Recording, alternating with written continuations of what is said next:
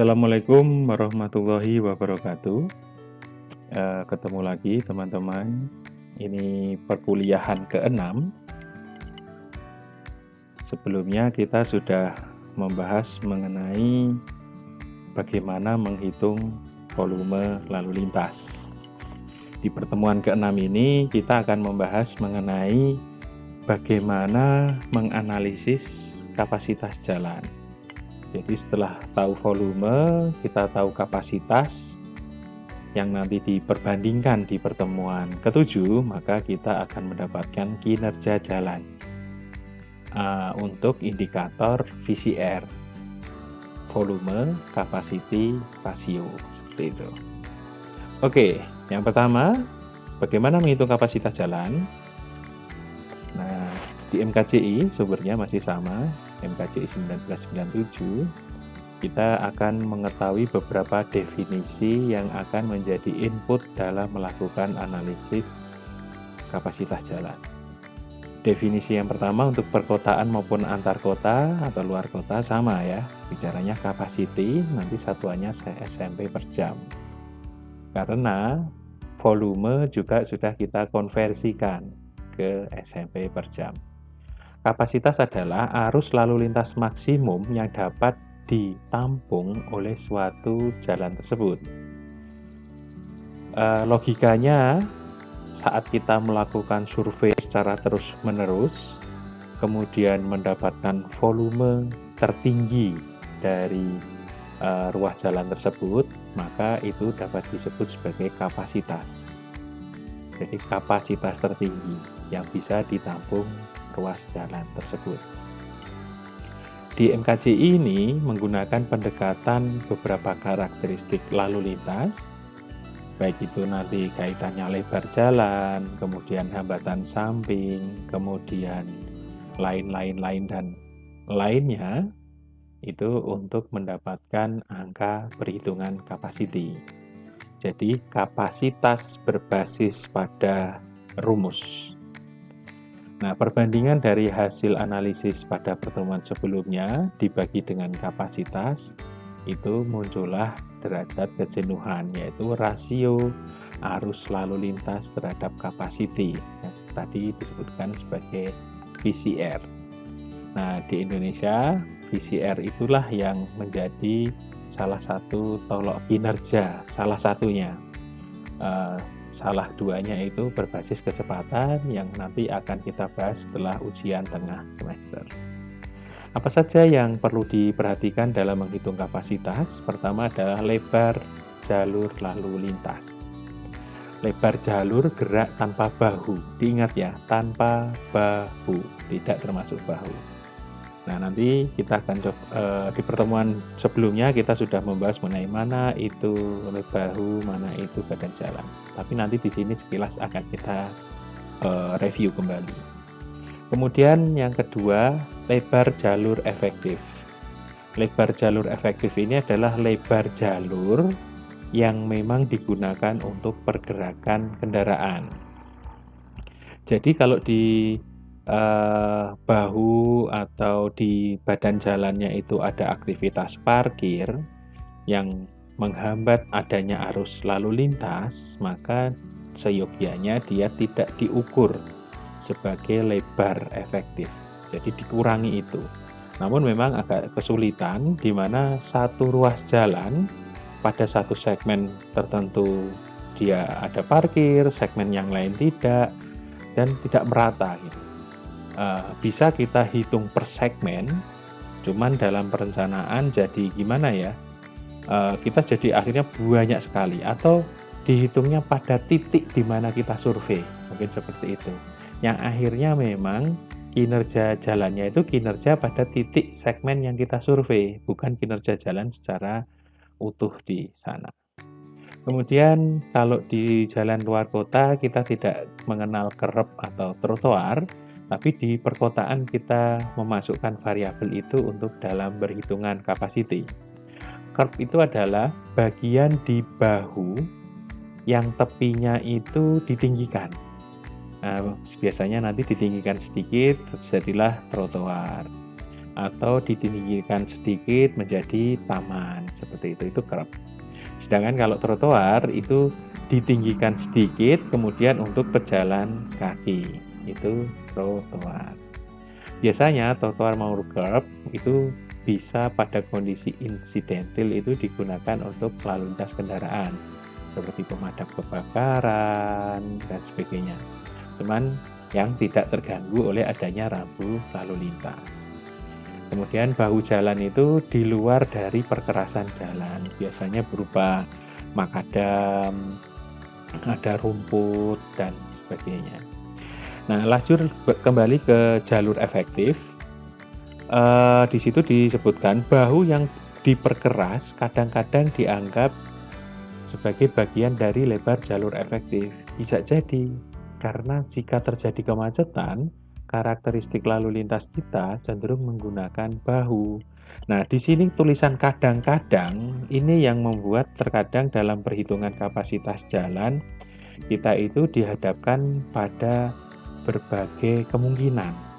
Selain tadi karena aktivitas parkir, sekarang bahu yang digunakan untuk kendaraan lewat. Nah, kadang-kadang. Jadi kita harus lihat benar-benar karakteristik yang ada di lokasi di mana kita survei. Nah, perhitungan kapasitas jalan ini itu yang ujungnya nanti di kinerja jalan akan sekilas saya bahas di sini. Jadi kinerja jalan itu ada dua kepentingan. Pertama, bagi pemerintah itu bisa berfungsi juga sebagai tolak ukur kinerja pemerintah.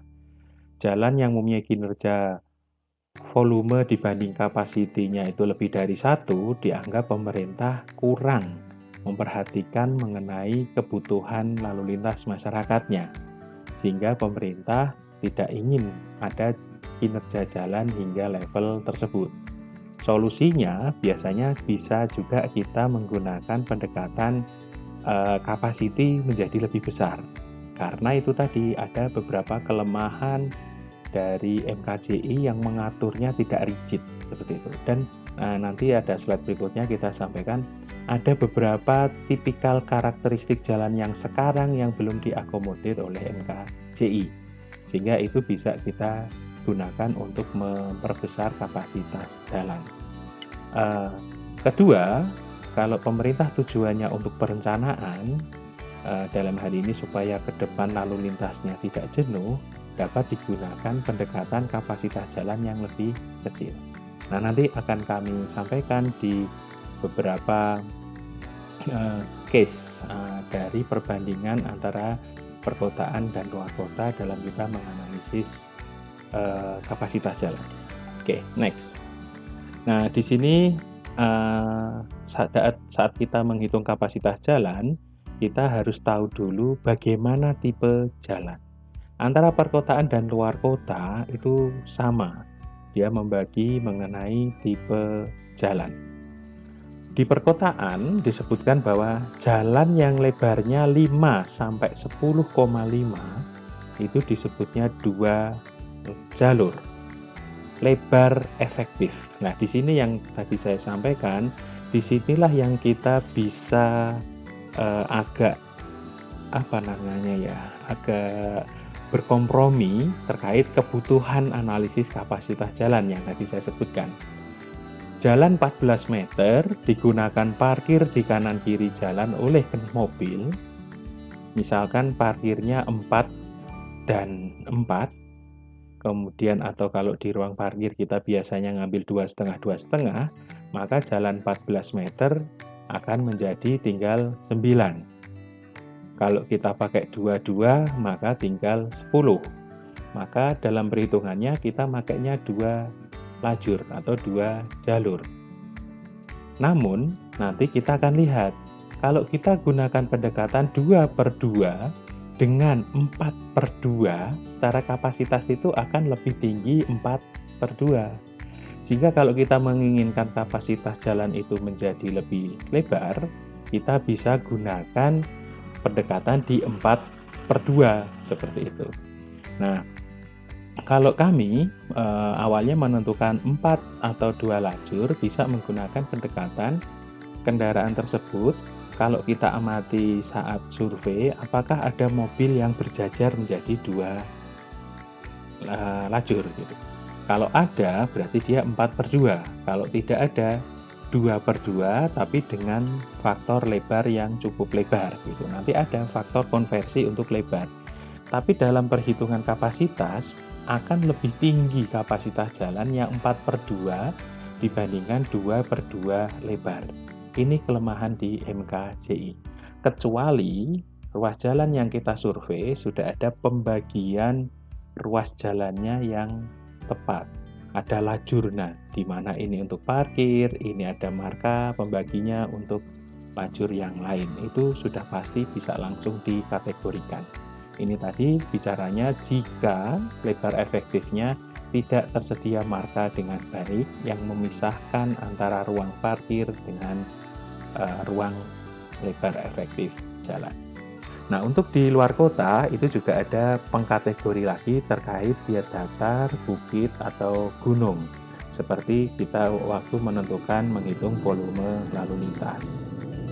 Ada pengkategorian. Nah, berikut saya sampaikan kategori tipe jalan.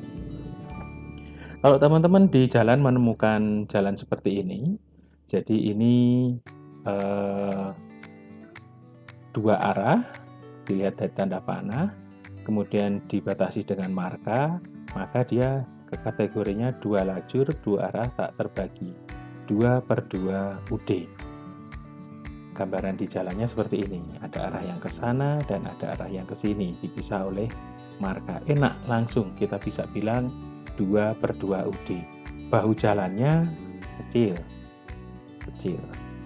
Kemudian tipe yang hampir sama, yang membedakan hanya arah pergerakannya, semuanya satu arah, ini namanya 2 lajur 1 arah, 2/1 kodenya.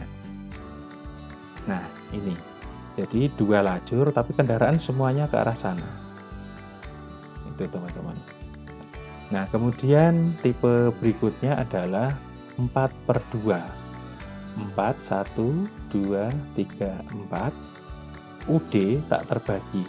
Ini sebenarnya marka ini juga bisa diartikan sebagai pembagi. Cuman terkadang di Indonesia ini suka dilanggar sehingga disebut juga tak terbagi. Nah, ini kategori pengkategoriannya dilihat dari kondisi lapangan. Gambarnya seperti ini. Jadi 4/2 harusnya. Nah, ini yang tadi kita bicarakan. Di sini 4/2, tetapi kanan kiri digunakan untuk parkir.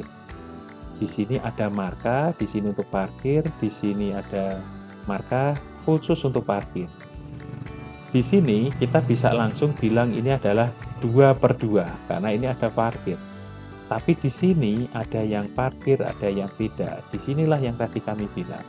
Ada kebingungan atau fleksibilitas yang akhirnya bisa dimanfaatkan, bisa dianalisis menjadi 4/2 karena asumsinya jika pas macet, walaupun sempit ini juga mobil 2 masih bisa jalan misalkan.